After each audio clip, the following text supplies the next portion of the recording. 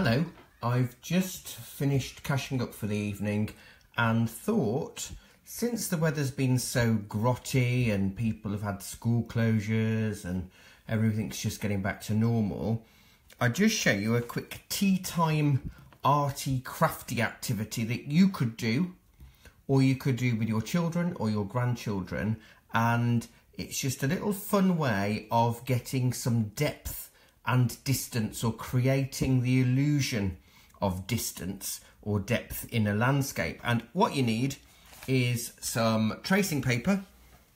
I've got 3 sheets of A4 tracing paper and some pale blue, some sky blue card or paper, and some black paper, 2 sheets of black paper.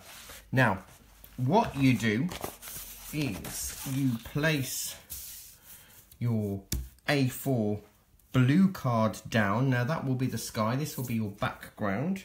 Now if I open this up a little bit more, hiya James, let's open that up, there we go. What I've done is I've cut some shapes, some hills and mountain shapes out of some black paper.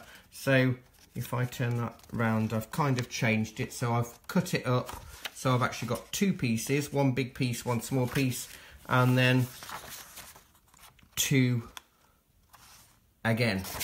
So if I start with the large piece, I'm just going to place it down to show you, but you could use a glue stick to stick that down. But that's quite close to us. We need to create a sense of depth. So what I will then do is place a sheet of tracing paper over, and instantly it softens the mountain. You can stick that down with your glue stick. If I then get the next size down, and I'll stick it there in place. Can you see we've got a different tonal variation? But if I then get another sheet of tracing paper and place it over, we've got this mist coming in to create layers. Go with the next size hill shape. Should we go that way or that way? Oh, let's go that way. So we'll pop that down there, stick it down, and then the last sheet of tracing paper goes on. Now look how far away that that background mountain, the first mountain that we put on, is. And then finally what I can add is just one last piece of paper right at the bottom, and then that gives us beautiful tonal variations. It creates that sense of mist or depth or distance, and on these you could even cut out the silhouettes of trees or houses.